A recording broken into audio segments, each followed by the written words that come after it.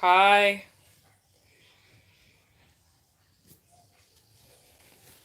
It's like the screen is a little bit blurry. Let me just wipe this.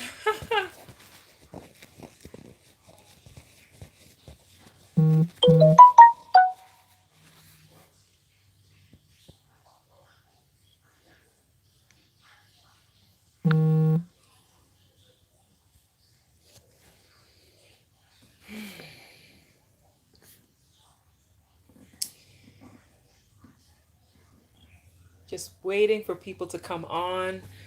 The lighting is not the best where I am right now. I wanted to do a live to update.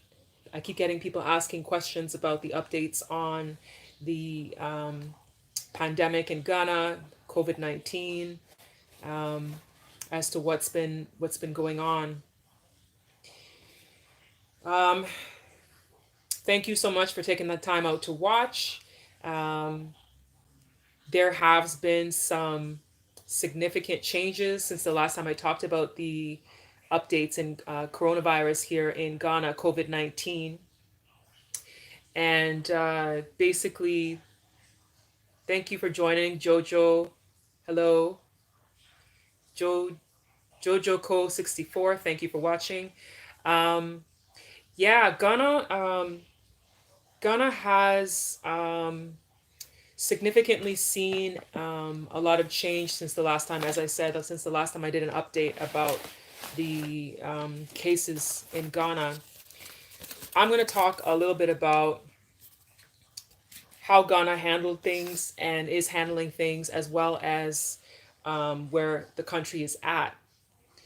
First off, I'll start off by saying that Ghana was actually recognized by the World Health Organization as one of the top 6 countries for how they've responded to COVID-19.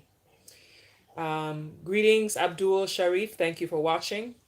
I'm just saying hello to those joining. Um, so, as I was saying, the World Health Organization has actually recognized Ghana as one of the top 6 countries in how they have responded to the COVID-19 pandemic. They have identified different countries who have had effective plans and how they've been able to contain or to trace and to test people. So Ghana's thing is about tracing, testing, and treating people. And even though Ghana's numbers continue to go up, the thing is because they're doing extensive testing. That is why you're finding that the numbers will continue to go up as a result. So as of today, as of yesterday, the president did a speech to update the country on the status of the coronavirus in Ghana, COVID-19. And so we're at 4,700 confirmed COVID-19 cases in Ghana. That's 4,700. I'm just going to read some of these so that I don't give you inaccurate information. So 4,700. Of that, there have been 22 deaths. So 22 people have died in total of the 4,700, and 494 people have fully recovered. Now, to be fully recovered from the COVID-19 coronavirus, you do need to have 2 negative tests. Once you go through your treatment, they do a test to see if you're negative, and then when you're negative, they do another test to show that you're double negative before they say that you're fully recovered from the virus. Now, as far as the allocation of the virus in Ghana, this is how spread out it is. In Ghana, Greater Accra, the capital city and its surrounding area, is the most concentrated for the number of cases, which is 3,892. In Ghana's Ashanti region, there's 355 cases. In the central region, there's 127. In the eastern region, there's 99. In the western region, there's 56. Oh, sorry, the western north region, there's 56. Western region is 49. Volta region, there's 32. Upper East region, there's 26. OT region, there's 24. And Upper West region, there's 21. All of that combined making the 4,700 cases, confirmed cases of COVID-19 in Ghana. Now, one of the most shocking things that happened and has been top news in on CNN and NBC around the world about Ghana's case count is that there was one particular person who infected over 500 factory workers in a fish processing plant in the city of Tema in Ghana. So 533 is the exact number that confirmed in this fish processing factory. And that just goes to show you how much of an impact one person can have on the spread of this virus. I'm concerned that the numbers will go higher because if 533 people in this same factory have all tested positive, think about it. They all have family, they all have friends, they all have people that they connect with. And so you never know where the numbers could end up going. Somebody just asked in the questions on the live feed here, could they be faulty tests? I know that the concern about faulty tests, because there have been faulty tests around the world. I remember, I think it was Spain had some faulty tests that they received that came from China, as well as the UK also had received some faulty tests that they had received from China, from my understanding, a few weeks back. Um, and I think the US also had some faulty tests, if I'm not mistaken. So I can understand the question. And then recently, Tanzania also had a situation where they used the test to test papaya, they test motor oil, and those things tested positive. So then that made them concerned about if there were any faulty tests. As far as I know, there are not faulty tests in Ghana. As far as I know, I haven't heard any reports about any of the tests being faulty in Ghana. If they are, I haven't heard anything about that. I know that Ghana also developed their own rapid tests as well. I'm not sure if they've got through the FDA approval yet, but the couple of the research teams had developed a rapid test in Ghana. And as I said, I'm not sure if it's actually made it through FDA already and if they're using it, but I can understand the concern regarding if tests are faulty. Um, but Ghana has been really being self-sufficient a lot throughout this whole pandemic and not doing their best not to rely so much on things coming from outside the country. For example, they are producing their own PPE. There's factories that are producing their own personal protective equipment, as opposed to waiting for some to come in on deliveries from abroad. So they've really, really been doing well with that. The FDA has been actively involved in certifying different companies, different businesses who will also want to produce masks. We've seen a huge shift of fashion designers who are now creating masks to help the regular people out there in the public, not just people who are in the healthcare system, because the president has also mandated that everybody needs to be wearing a face mask.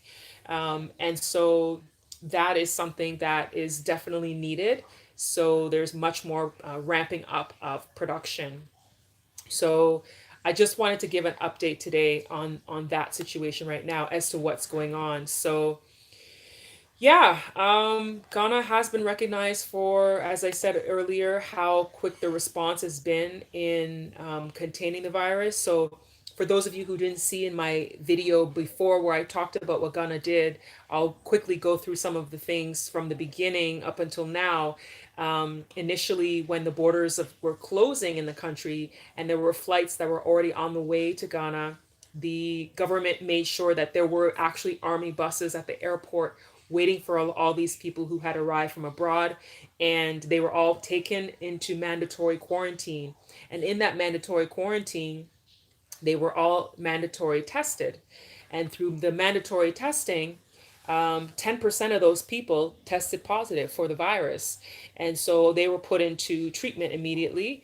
And so it just goes to show you that with the testing, you can find the people, isolate them, treat them so that you don't have the massive community spread. And so they also did contact tracing. So they realized that they need to do more tracing of what's been going on before.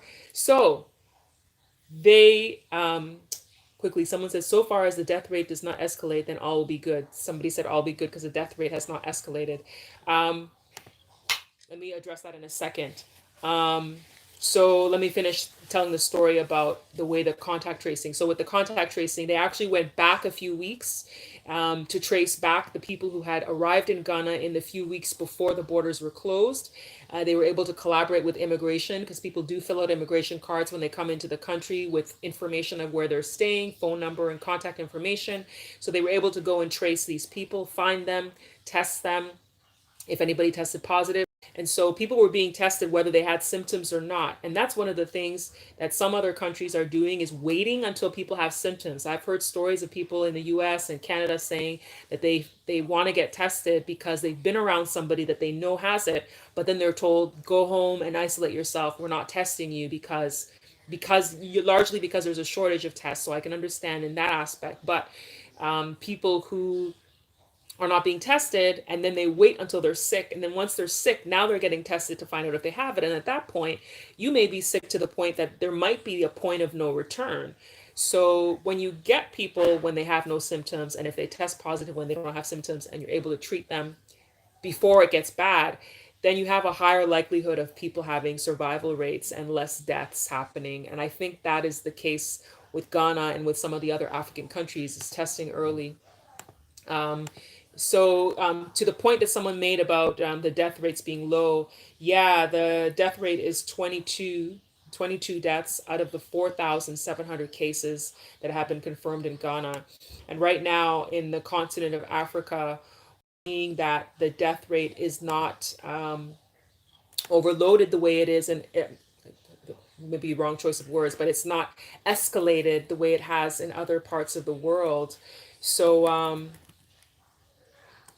people are still there's some people who are still concerned that Africa may have, a huge change, and may suffer fallout. But the reality is it hasn't happened. And so now there's actually some experts saying that, what, it's possible that Africa might not get all this gloom and doom that they were predicting in the early stages. And that was largely because of the fact that in the continent of Africa, a lot of people are living in close quarters. You have people who are in situations of poverty where they may not be able to have that uh, the space to do the social distancing that they're suggesting in order for the spread not to happen so fast. But we're finding that Africa is doing much better than expected. So in the continent of 1.2 billion people, I'm just going to read this. This is as of May 11th today. There's 64,285 cases of coronavirus in the continent of Africa's 54 countries. 22,239 have fully recovered.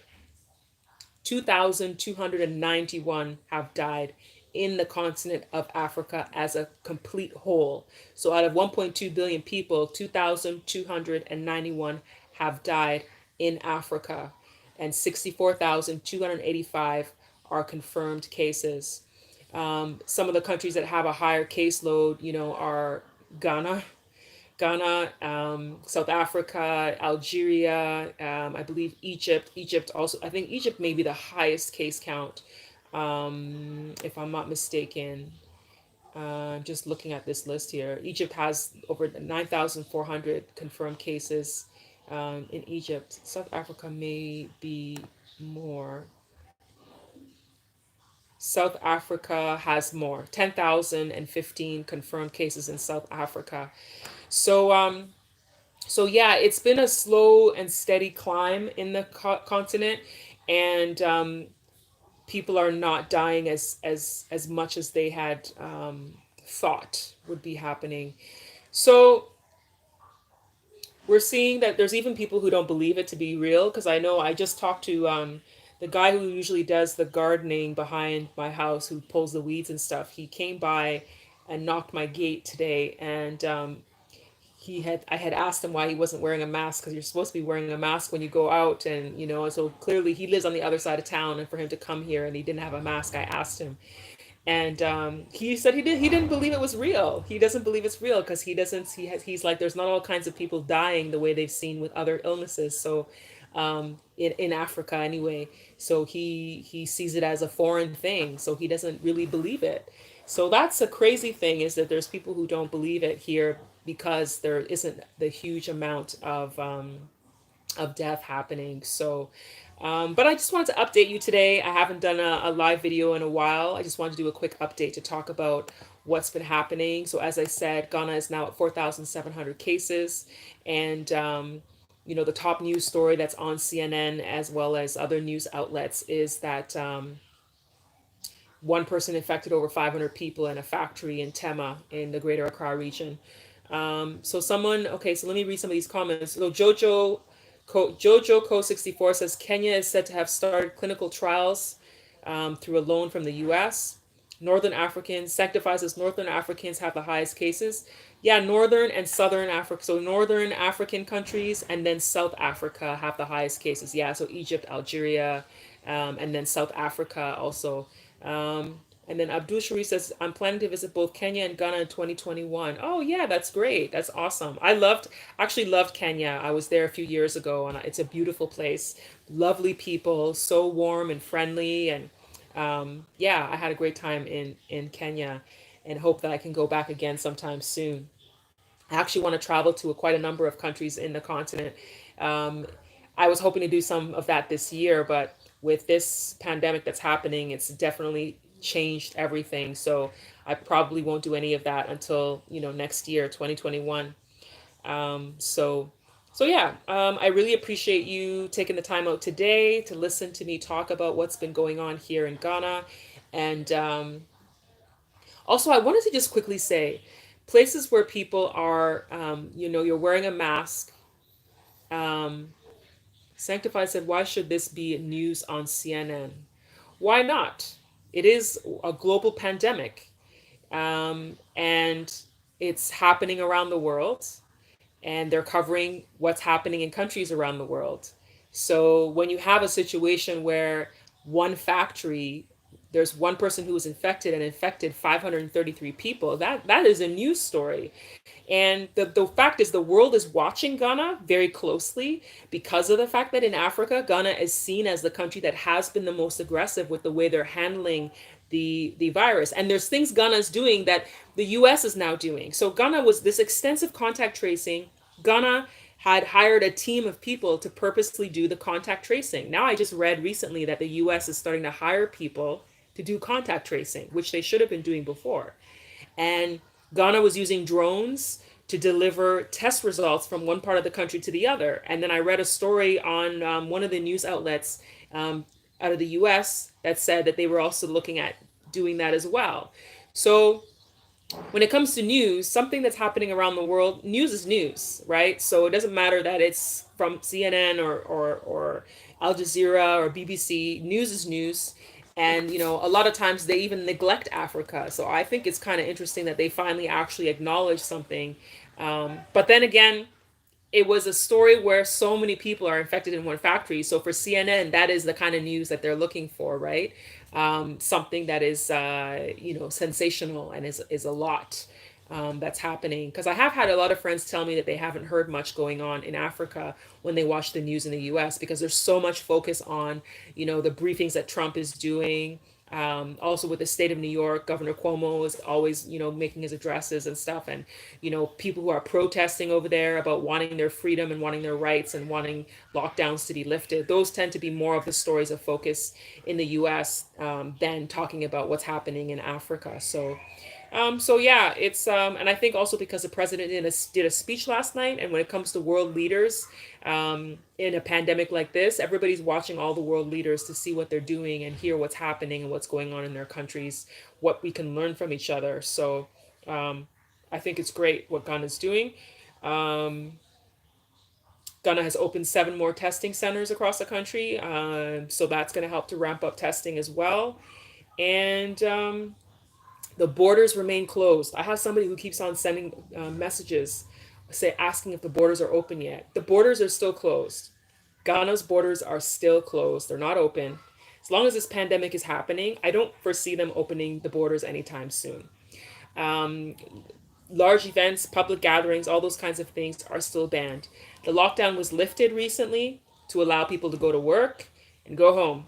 So we're still in this situation. We're still in this pandemic.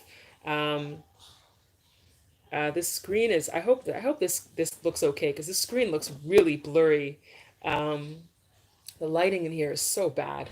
That's why I usually like to do my videos when the sun is still out. The sun has gone down because the lighting is so much nicer when you have the beautiful sunshine coming through. But yeah, so thank you so much for taking a few moments to listen and to watch the video today. I've been at like 20 minutes now, so I won't keep you any longer. If you have any questions, please put them in the comments. I will do my best to answer any comments or questions that you do have. So thank you so much for watching. I'll be posting some more videos of stuff I edited from previous events, and hope that you enjoy. And yeah, let me know what's happening in your part of the world, wherever you are, too. I would love to know.